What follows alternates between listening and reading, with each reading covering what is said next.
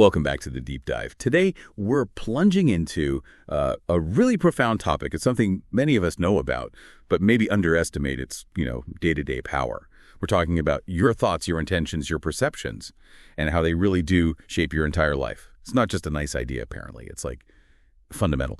Our main source for this is a YouTube speech, Break Your Negative Thinking, Best Motivational Speech for Positive Thinking from the Mind Motivation Coaching channel. And what's interesting is how it takes these, familiar self-help ideas and turns them into something really actionable. Exactly. And our mission today isn't just to summarize it. We want to really unpack the core ideas here and maybe reveal some, surprising insights that could genuinely shift how you see things and ultimately show how these principles can really transform your experience, turning you from just watching life happen to actively creating it. Okay, so let's dive right into this. The foundational idea, and maybe the one that gets misunderstood the most, is this. Every thought we think and every word we speak is creating our future. Now, that might sound familiar, right? But the speaker presents it as like an absolute truth, not just philosophy, but a daily mechanism. Right. And the speech goes on to say that thoughts go out into the universe and are accepted and brought back to us as experience. Now, I know some listeners might hear that and think it sounds a bit out there, maybe even ridiculous, as the source puts it. But the key thing seems to be consistency. It's not about one random thought suddenly creating something. It's the cumulative effect, the energy of our regular thought patterns that life or the universe kind of responds to. Yeah, that makes more sense. It uses this really vivid metaphor to help visualize it, too. It says you are literally painting your future, making your dinner, whatever you want to call it, which really drives home that this isn't passive. It might be a simple idea to state, but accepting you're the painter, that takes a real shift in perspective, doesn't it? You're constantly creating, whether you realize it or not. Absolutely. And given that we are creating, the thing we can actually control is how you react to whatever happens in your life. The advice is pretty powerful. Shift your focus. Move away from thinking about what you don't have and instead focus on appreciation for all you are and all that you have. It's not about pretending problems don't exist, but more about, changing your internal radio station, which then affects what you broadcast and maybe what you receive back. And building on that, it introduces this really impactful principle. What you think about is what expand. Simple as that. Yeah. The examples are so clear, too. Like if you keep thinking about what you lack. Then what you don't have will expand. Or if you fixate on someone's flaws. Then what you don't like in someone will expand. It's like our focus acts as magnifying glass, highlighting and amplifying whatever it lands on. Scary, but it makes sense. Yeah, it does. And to manage that, the advice for dealing with negative thoughts is very practical. It suggests when you catch a negative thought, just think to yourself, this is an old thought. I no longer choose to think that way. And then, crucially, find a positive thought to substitute for it as quickly as you can. It's almost like reprogramming, catching the old pattern and consciously installing a new one.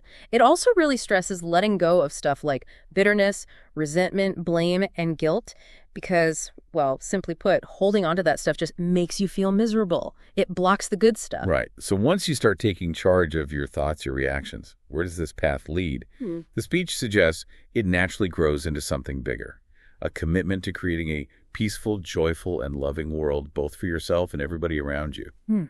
It's like your inner work starts rippling outwards. It's not just about you anymore. And it even gives a little morning practice. Suggests starting the day with the thought, today, wherever I go, I will create a peaceful, loving, and joyful world. Simple, but intentional. And there's this really interesting idea about commitment. It says, for a committed man, there's no such thing as failure. Oh, interesting. How does that work? Well, it explains if you fall down 100 times, that's 100 lessons to be learned. So it's not saying you won't stumble. It's saying you reframe those stumbles. They become like data points, feedback, not failure. I like that. Reframing failure as feedback. Okay. But the power of this commitment, it seems to go even deeper internally. The speech describes this incredible alignment process. It says, the way you think is the way you feel. Right. Your emotion will get organized. Once your thought and emotion is organized. Your energies will get organized in the same direction. Okay, wow. Keep going. Once your thought, emotion, and energies are organized, your very body will get organized. So it's like a domino effect. Thoughts, feelings, energy, even your physical body. Exactly. It highlights that mind-body connection in a really powerful way. Consistent thoughts literally shaping your physiology, aligning everything towards your intention. That's quite something. And the payoff, according to the source, is huge. Once all these four are organized in one direction, your ability to create and manifest what you want is phenomenal. It finishes with, you are the creator. Full stop. Complete internal coherence leads to powerful external results. And this really gets down to the mechanics of it when the material points out that 95% of your life is coming from the subconscious. Wow, 95%, that's huge. It is. And what's really compelling isn't just the number, but the implication. Most of our reactions, our deep-seated beliefs, they're running on autopilot, basically. Yeah. Below our conscious awareness, they're dictating things before we even make a conscious choice. It lines up with, habit formation, muscle memory, all that stuff we learn, often without even deciding to learn it. Okay, so if it's subconscious, how do you even know what programs are running? The speech gives a really direct way to figure it out. It says to just look at your life. Yeah. Simple as that. Ask yourself, what comes to you that you want and it comes to you easily? If something flows easily, you probably have subconscious programs supporting it. Right. But the things you struggle with, the things you have to work hard on, constantly pushing against resistance, that's where you find the invisible program that is sabotaging you. The advice is basically, look at your life and tell me what you're having trouble with, because that's the direct expression of a program that's not supporting you. Like a diagnostic tool for your own mind. It really is. And it brings us back to that ancient proverb. As you think, so shall you be. The speaker calls this idea perhaps the most important things that we can learn and master in our lives.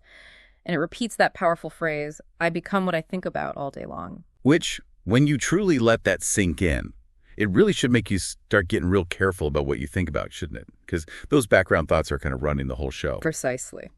So this leads to what the source calls crossing that river of change, which sounds like where the active work really starts. The exciting part, maybe? It's not just about noticing the subconscious stuff. It's about actively, deliberately rewiring your brain. Yeah, choosing which thoughts, which neural pathways you want to feed, which ones you want to strengthen with your focus, your attention and intention, making those new empowering thoughts the loudest voice in your head. And with practice, the speech says, the hardware becomes a software program. You can actually program yourself with affirmations like you can do anything or you're unlimited. You essentially overwrite the old unhelpful programs. So with all this talk about creating your reality, taking responsibility, what's driving it all? What's the fuel for this kind of transformation? The speech brings it down to something incredibly simple, almost surprisingly so. Love. Yeah. It suggests it ultimately boils down to something that simple. Yeah. And then it hits you with this question. Do we love ourselves enough? Enough to do the work. Exactly. To put the energy, to put the work into being honest, truthful, and factual with ourselves so that we can become the best version of ourselves possible. It frames the whole self-improvement journey as an act of self-love. That's a fascinating take. And it connects to how the speech views nature, doesn't it? Saying life is simple until we make it complex. It explains that as we learn to love ourselves and trust our higher power, whatever that means to you, we become co-creators with the infinite spirit of a loving world. So self-love isn't navel-gazing or selfish. No, not at all. According to this, it's the very thing that moves us from being victims to being winners. It's what attracts wonderful experiences to us. When you change your internal feeling state, your external world starts to reflect it. You know, you can kind of see that sometimes, can't you? Yeah. The speech points out that people who feel good about themselves are naturally attractive and that things come to them easily and effortlessly. There's almost this magnetic quality. Why do you think that is? Is it just energy or something more psychological too? I think it's probably both, right? Energetically, if you feel good, you radiate a certain openness, a positive vibe that people are drawn to. Your body language changes, your tone. Yeah, that makes sense. And psychologically, if you genuinely believe you're worthy, you probably take more chances, you see opportunities others miss, you bounce back from setbacks faster, you perceive things differently, which leads back to that core message. Nothing else will work for you until you recognize that you are the creator of your own life and that no one else is to blame for your circumstances. Oof. That's a tough pill to swallow sometimes. It is, and it tackles that common thing where people think their moods just fluctuate because of what's happening around them. Right, like bad traffic made me angry. Exactly. The speech says that's giving power to the outside world, which is actually completely powerless to affect your inside world of thoughts and emotions unless you give it full permission to do so.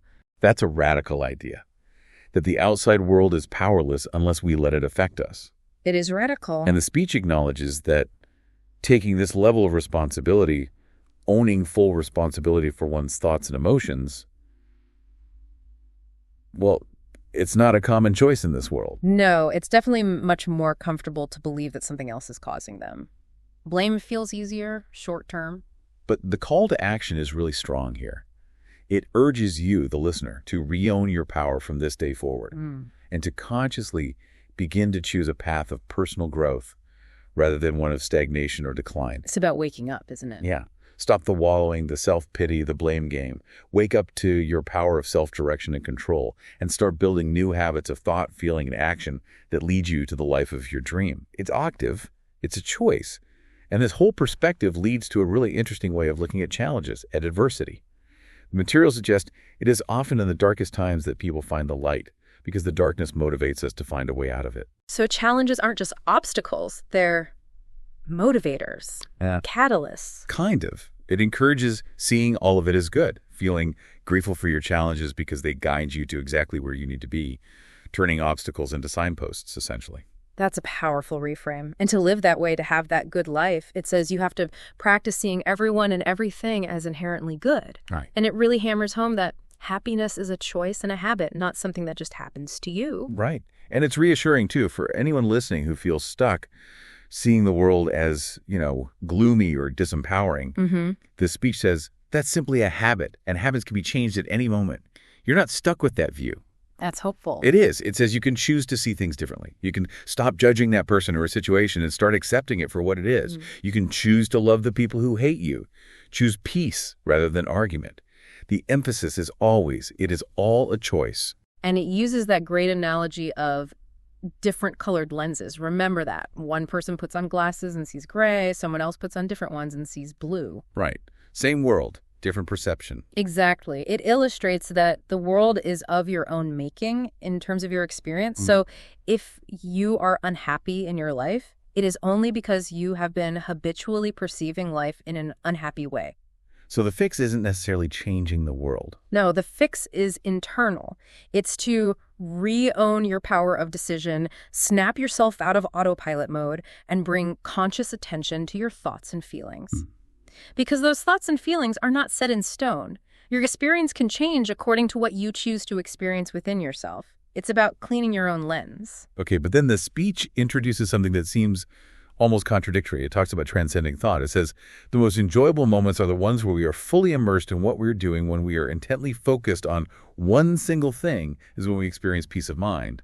And then it adds, in other words, no thought.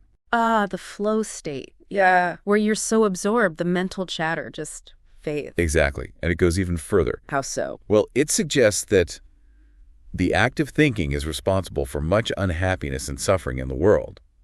And because of that, it might be worthwhile to transcend thought altogether. Whoa, transcend thought. That sounds intense. What does that even mean practically? Not thinking at all.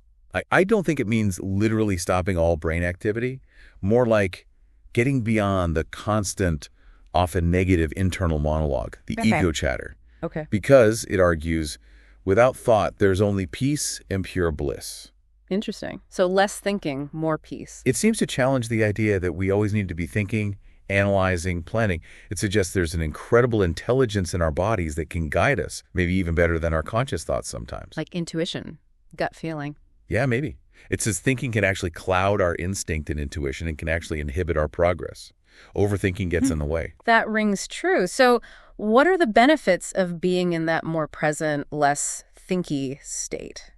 Well, the speech says, when we're completely free of thought and in the present moment, we can make decisions with ease and experience happiness, even in really simple things. And it reminds you, you've been there before. You've experienced this state of no thought before, usually during some of the best moments of your entire life. Ah, okay. So that's why those moments felt so good, because the thinking mind took a back seat. Apparently so. It's about tapping into that natural state of clarity, of just being. So how do we get there more often? If thinking is the default, how do you switch it off? gives some practical tips. Basically, do the activity that brings you the most joy. Like what? Things like playing a musical instrument, reading, hiking outdoors, or spending time with your children. Anything that fully absorbs you. Activities that naturally pull you out of your head. Exactly. They get you out of your head and into the present moment. And the purpose isn't just distraction. It's to help you realize your true nature and see that joy and happiness is your natural state beneath all the layers of thought. So these joyful activities aren't just escapes. They're actually therapeutic healing. That's what it suggests. It says, while they might seem like only temporary relief from your pain, they actually allow you to evolve and heal your pain. Oh. Because the more bliss you experience, the easier it is to find it again. It's like you're strengthening that pathway back to joy, making it easier to access, until eventually you can feel happy at your own choosing, no matter the circumstances. Building that muscle for joy, I like that. So wrapping things up, the core message seems pretty clear, doesn't it? Yeah, it really does. Do more of what you love to do, and you will experience more happiness and have more love to give to others. It's like filling your own well first. And it tackles that guilt factor head on, too. You know, the idea that focusing on your own happiness is selfish. Right. What does it say about that? It says it's actually one of the most generous things you could do for others. Because only when your cup is full can you give anything away. You can't pour from an empty cup. That's a crucial point, especially for people who feel drained or, as the speech puts it, cold and withdrawn. For them, the advice is to discover their passion and lost themselves in artistic expression of that passion. Find what lights you up. Mm-hmm. And it ends with this beautiful invitation, doesn't it? Find your bliss so that others may be inspired to do the same. Your joy becomes contagious. Yeah.